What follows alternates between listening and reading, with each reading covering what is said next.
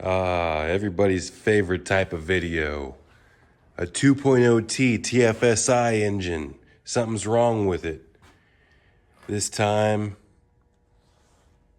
flex fuel. We got the aluminum intake manifold. This is a facelift Q5. What we got going on here is we had a sporadic oil pressure issue. It was on the customer's way home. I'm familiar with this vehicle. I purchased this vehicle and repurposed it. But a friend of mine on their way home, oil light flashing. I went over and looked at it at their house, started it up. It was fine. A little bit low on coolant. I said, we'll top off the coolant and we'll take a look at that. Typically, like I should say in my other videos, if it's low on coolant, a lot of times it's leaking, and if it is leaking, it's the water pump. But in a case like this, where it's just a hair under men, we're gonna top it off and take a look at it if it hasn't been topped off yet. It's always the first step. But also during that first step, you do look for visible leaks. So no visible leaks, you just do a top off and then keep an eye on it. Anyway, oil pressure light. I gotta get organized here because I gotta, all right. I could go a lot of different places talking about oil pressure. I might make a specific oil pressure video, maybe not. Let me go over it real quick, and if you want me to make a specific oil pressure video, tell me in the comments. But what I do, first off, oil pressure light looks like this.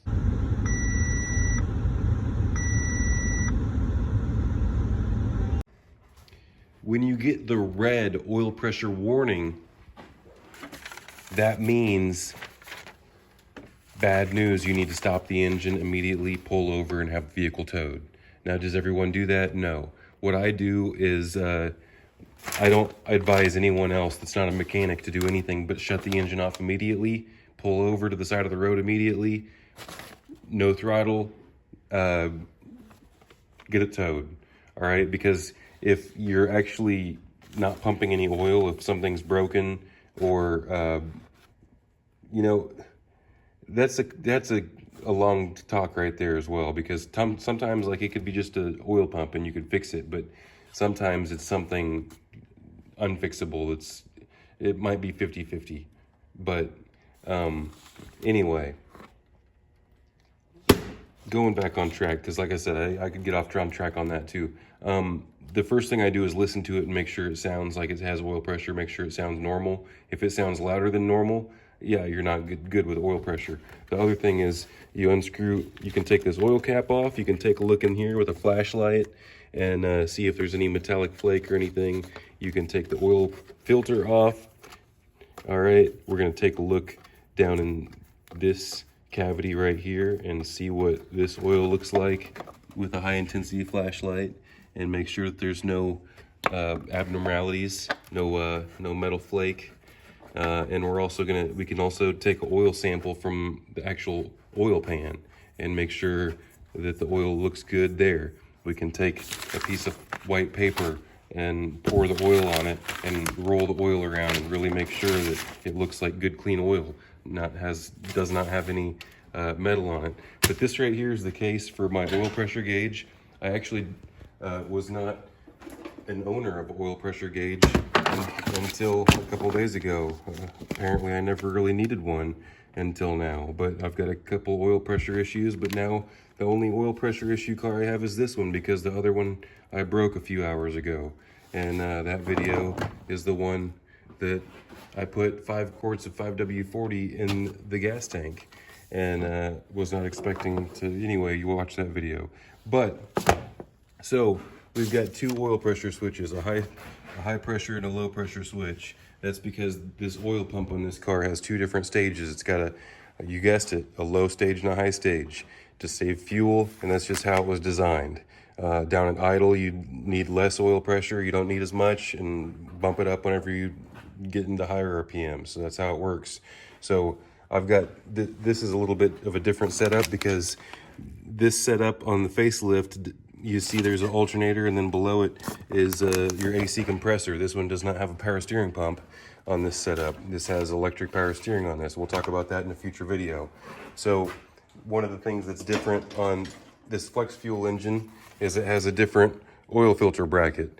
The oil filter brackets are interchangeable, but if you'll notice, this old style oil filter bracket has this blue switch in the very front. See, there's a big cavity right there, and that gold spot right there, it's probably brass or something, goes down in the bottom of that pocket right here, all the way up in here, and you see that slant and hole in the bottom right there.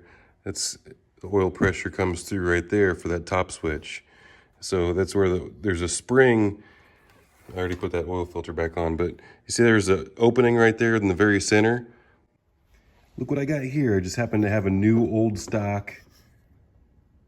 Some people would call this an alternator bracket because the alternator pops on the top of that. Some people would call this an oil filter housing. I prefer to call it oil filter housing. I believe that's the more prevalent thing. It also has the oil cooler on the back there. But anyway, this one has both of them set side by side right here whenever it's on this style engine. And we can take a look through here. That plastic piece is what I was talking about earlier that you're going to see in the top. You need to make sure that that thing's in there. Let's take a look at this one. So this is what it's going to look like inside there. There's a couple O-rings down there at the bottom.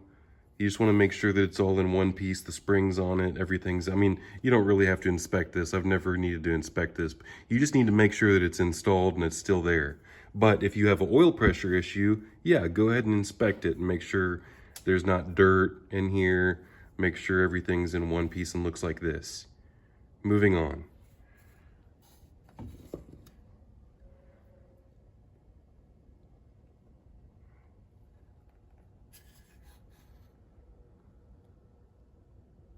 Pretty similar to the other one. I went ahead and unplugged these. I should have been filming, but what you want to do is you want to take your electrical spray and you want to make sure that you spray the inside of these to make sure that there's no oil or film that's going to cause the connection barrier to cause you any problems. And what I have here is a 24 millimeter, and I'm just gonna pop both of these out just like anything, just like your see, all you have to do is bust them loose like that, and then you can unscrew them by hand. You definitely want to make sure that you have the colors correct though. Brown's on top, blue's on bottom. So just pop them loose and screw the new ones back in. I've got a couple used ones right here. I'm just gonna, for testing purposes, I'm just gonna throw a couple used ones in. They're so rare that you ever have a switch issue. I do prefer to put new ones in because they're only about 15 bucks a piece though. Look, I'm just gonna leave the top one out and I'm gonna take my oil pressure gauge. It's just a hose. It's just a run-of-the-mill gauge. It's the cheap one. In the sheet, it didn't say that the newer Audis fit, but it fits. So we're just gonna screw that in. I need both hands.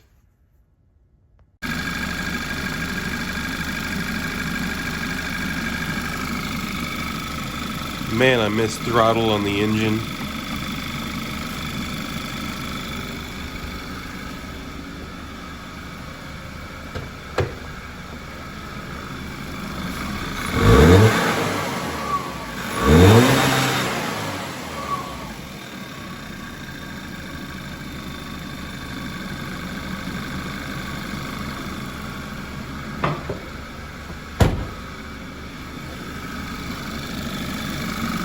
So I don't know if this gauge is screwed up. I'm assuming this gauge is screwed up because I about scrapped this whole video because I checked the pressure on the Q5, right, that I was working on, and it was showing zero pressure. I didn't even take the time to rev it. I just, anyway, let me shut this engine off. At the shop, we would pull this one out right here, and we had a big old fat one from the factory. Oil pressure gauge with a dial that was as big as your face, and that would always perfectly work right here. So there's no way that this other one is where you're supposed to check the oil, because there's no way that you're getting the oil gauge in there. So something's going on with that oil gauge that I just bought that's disappointing. Anyway, what else am I going to have to do about this? I'm going to have to find you a better oil pressure car, because that was disappointing. What I did with that car is I changed out both sensors, I gave it an oil change, and I've been driving it. And it's been fine since. So whenever you deal with the oil pressure issue, it can turn into an ordeal. The first step is usually dropping the pan. Depending on what you find in the pan, if it's nothing, then you could proceed with just replacing the oil pump. Or you could proceed with taking the valve cover, in this case, the cam tray off, and inspecting the cams, because oftentimes if there's a real oil starvation issue, the cams are going to be the first thing that gets scored, and usually the back right there is going to be the first thing that shows up. So if there's any damage, it's usually there. You know, it can, there's all they could, you could also say similar things for the bottom end, but it's a little bit more difficult to get to the bottom end. Anyway, typically whenever I do it, it turns into I'm just going to yank the engine out and take it all apart, because you end up having to pull out the balance shafts and look at the screens. I always pull out this one right here. This is a different car, but that Q5, I had already had that head off and put a timing kit on it. I can't remember off the top of my head. I might have just put it. Anyway, I know for a fact I popped the screen out. So we'll just leave it there. I'll get you a better oil pressure car in the future. Promise.